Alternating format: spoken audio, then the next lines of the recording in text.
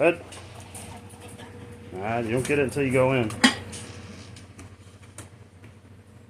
Just be patient. Yes. Click. Boom, treat. Boom, door closed. And you too, big mama.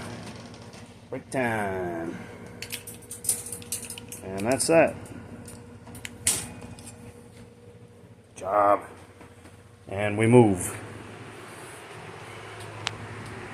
So, not the most complex thing in the world, but I stay kind of near. I try to talk a bit, just so they can, hear that I'm still around, but I'm not necessarily in plain sight. And why? I don't want them to assume that every time they go in the crate, we're gone. Crate training is going to be a lot harder if you only use it when you leave. They're going to associate the crate with being alone, and instead of crate equaling a den, crate equaling decompression, crate equaling calm, all those good things. We don't want it to always mean, damn, I'm gonna be here by myself. This sucks. No one's here. So I like to put her, ones that progress that quickly, I like to put right next to my dogs.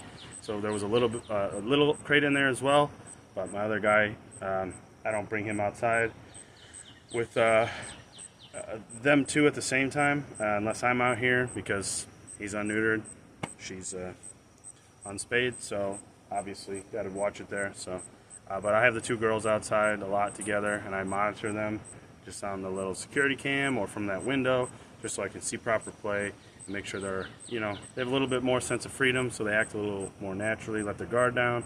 I can see sort of what I need to work on social wise a lot better than if I'm just standing right near them. But when I recall them, I use that word for recall and for threshold passing, HERE here. Once they're in, I didn't tell her to do those auto sits before bed. Those were auto sits before bed. I didn't tell her. I'm fine with that. I like auto sits. I like offering good behavior. If she wants to offer that, then maybe you can have that part of your process where she does the auto sit, then you say bed. If she gets into that habit with me, I'll let you know if I pick up on that, and that might be the process. But either way, here, recall her over to, that's this example, she's, outside, but if she was just somewhere in the house and you wanted her to be bedtime, you would say here, she comes over, walk her over to the bed with you, you say bed, she goes in the kennel, you click the clicker, you give the reward, you close up, you leave. Don't be too excited.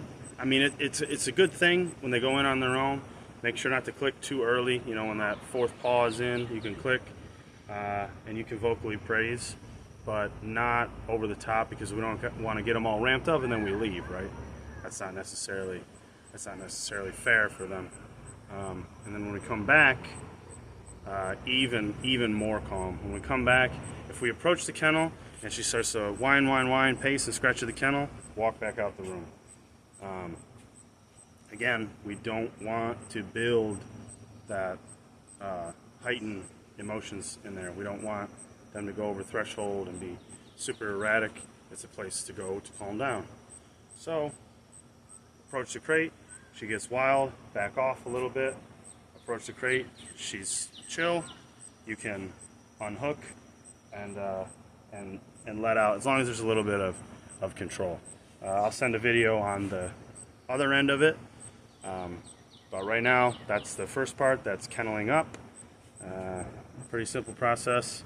And as you can hear, there's no noise. Now, that's something that my dog is doing a lot of the training for me in regards to, because she's in here super calm. So she's in there super calm. All right.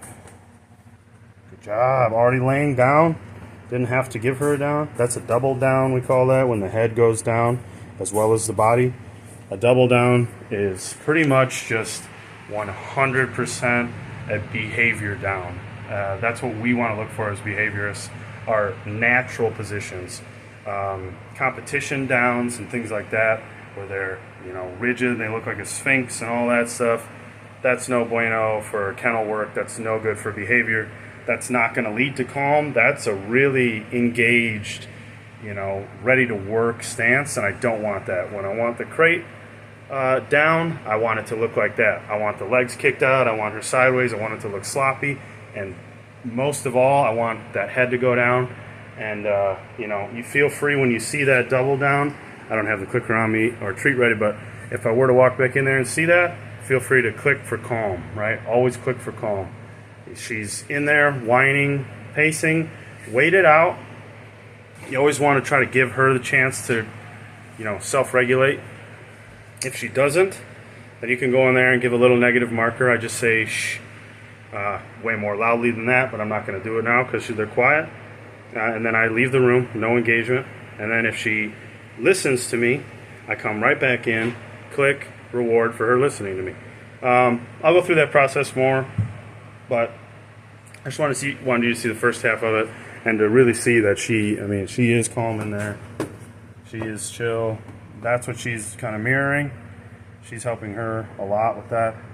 And yeah, please ignore my messy room, but it's a good sign, her being in there. I can't have loud dogs in there, so she really is taking great to the crate, taking well to the dogs. Haven't had any major issues. A little bit shy when it comes to, like, you know, super active play, but nothing bad. Overall solid report. Everything seems to be going fine.